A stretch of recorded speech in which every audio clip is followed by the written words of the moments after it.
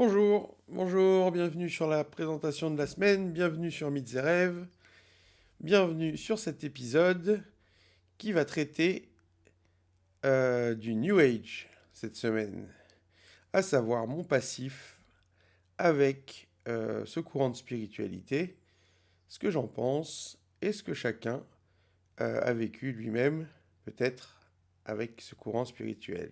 Passons directement à la présentation.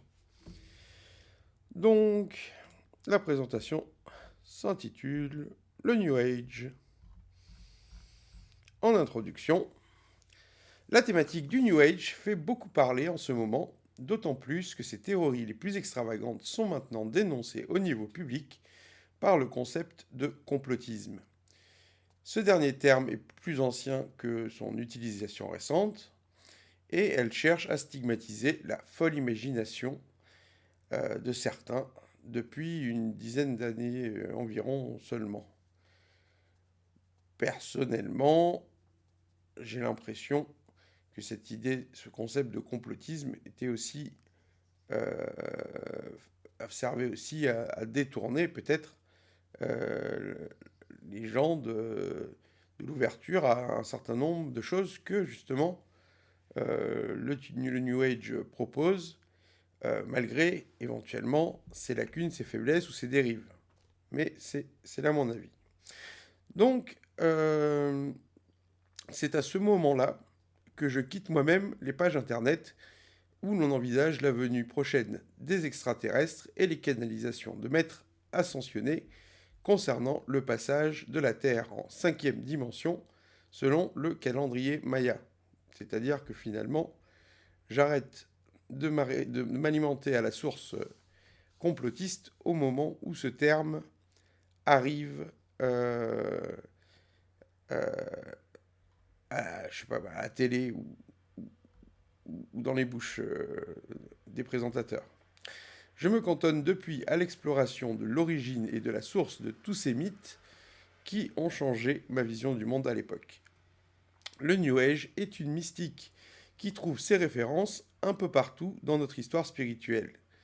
Issu des travaux de Blavatsky et de Bailey, du moins au début, il a évolué vers un courant alternatif majeur dans la spiritualité contemporaine, notamment dû aux médiums qui canalisent certaines entités.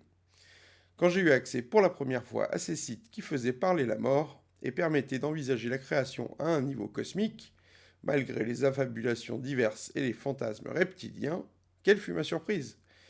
Certains dénoncent avec force ce méli-malo d'idées dans lequel j'évoluais moi-même à l'époque, à raison sûrement. En effet, faire parler ainsi les Atlantes et autres civilisations de Mu est certainement un jeu d'imagination plus qu'un travail sérieux de médiumnité. Mais je garde un souvenir heureux de cette époque.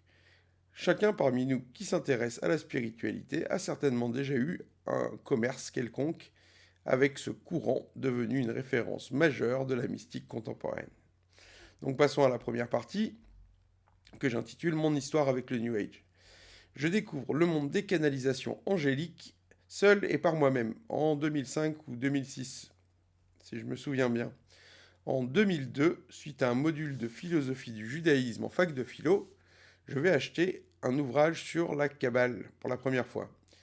J'y découvre les différentes hiérarchies angéliques et le nom de certains anges de cette tradition. Parmi eux, comment ne pas remarquer Métatron, le prince des Faces, recteur du tourbillon de la couronne, la sévira la plus élevée de l'arbre de vie. J'en viens donc, je ne sais plus trop comment, à taper ce nom sur mon moteur de recherche internet. Quelle est alors ma surprise? Je tombe sur une canalisation du dit ange, ponte de la création. Les bras m'en tombent. Moi qui n'étais pas encore convaincu de l'existence de Dieu à cette époque, voilà que celui-ci s'exprime, qu'il explique que nous sommes en ce moment même dans le 8e degré du 11e ciel et que nous sommes sur le point de rejoindre le 12e. Quelque chose comme ça. Des choses assez précises et qui marquent l'esprit. Je suis donc époustouflé de constater qu'une entité angélique de haut rang pourrait donner son avis sur ce qui se passe en ce moment dans notre monde, comme s'il était vivant depuis au-delà. Pendant plusieurs années, ensuite, j'allais suivre des médiums qui font parler ce monde de la mort. Cela va m'apporter un certain nombre de repères dont je suis encore héritier aujourd'hui, malgré tout, parce que j'ai appris des choses et que euh, j'ai, en- comment dire, je garde des choses de cette époque qui me structurent encore à la limite. Donc à l'époque, il n'y avait pas seulement des anges tels que Michael ou Raphaël qui s'exprimaient ainsi, mais encore le maître Saint-Germain et sa légende d'éternité, Ashtar Sheran l'extraterrestre ou Sananda le Christ cosmique. Au fil des pages et des différents sites, c'est tout un univers qui se dévoile et c'est assez agréable finalement que de découvrir cette galaxie qui nous emmène dans des mondes complètement improbables sans qu'on sache jamais tout à fait la réalité du truc. Nous attendions le cinquième soleil à la fin de l'année 2012. Je quitterai ces sites et ces lectures après ça, déçu. Mais jusque-là, j'ai évolué dans cette sphère avec passion. C'était l'époque du cinquième soleil de Kenny Arcana, pour ceux qui ont la référence, la crise financière de 2008 qui avait été prédite et annoncée, la découverte des sociétés secrètes, Bilderberg, le Bohemian Grove, Skull and Bones, Council of Foreign Relations et autres trilatérales, soit ces cercles d'importance mondiale qui certainement agissent politiquement dans les agendas politiques nationaux sans qu'éventuellement on en ait idée. De tout cela, je garde un vif souvenir. Si je ne crois pas que la famille royale anglaise soit des reptiliens déguisés en humains, l'idée qu'il existe des gens mal intentionnés cherchant à instaurer une société de contrôle fait depuis partie des choses dont je tiens compte. Par exemple, euh, on dénonçait à l'époque, dans un de ses plus célèbres reportages, le, le fait qu'on veuille, la puce RFID, qu'on veuille nous implanter dans le corps. Personnellement, je continue à le craindre pour le futur si jamais cela se voulait se, se réaliser. On en entend moins parler, mais enfin, je doute que tout ça soit complètement abandonné quand même. On verra bien. Donc, en deuxième partie, l'héritage du New Age dans ma pensée. Donc, grâce au New Age, j'ai découvert l'existence du mal, c'est-à-dire du satanisme, du contrôle mental et des activités secrètes des agences de renseignement, qui forment des espions de drôles de manière donc. C'est énorme, car sans cela, et dans une mentalité athée, telle qu'elle a déjà été la mienne il y a longtemps, nous ne pouvons soupçonner que de pareilles pratiques existent. Ainsi Dieu n'est-il plus le seul responsable des guerres et du mal sur la terre, en cela que on comprend euh, à travers l'existence du mal où se situe le mal vraiment et où se situe le bien. Les extraterrestres, c'est-à-dire l'idée que nous ne soyons pas la seule civilisation intelligente dans l'univers, ouvre elle aussi à un certain nombre de perspectives. Il serait possible de voyager dans l'espace intersidéral et de rencontrer d'autres humanités en avance technologique sur la nôtre. Ça, par exemple, ça reste une hypothèse en laquelle, je crois, on en a déjà parlé. Je garde enfin l'idée que quelque chose d'important se joue à notre époque, que l'on nommait l'ascension sur ces sites à l'époque, et que j'assimile aujourd'hui au temps de la révélation chrétienne. Tout ceci a bouleversé ma vision du monde. Certains personnages majeurs de cette galaxie, tels que Oram Mikhail Avanov et son maître Peter Donov, témoignaient d'une sagesse certaine et d'enseignements qui semblent dignes de foi aujourd'hui encore.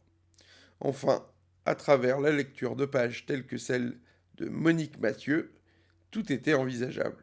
Elle faisait parler des extraterrestres cachés sur la Lune ou dans le fond des mers, un peuple de fourmis intelligents à l'autre bout de la galaxie, ou tout et n'importe quoi qui lui passait par la tête, semble-t-il. Cependant, son univers était poétique et toujours empreint du sacré, sous la houlette de ses guides, les EDL, qu'elle appelle les êtres de lumière.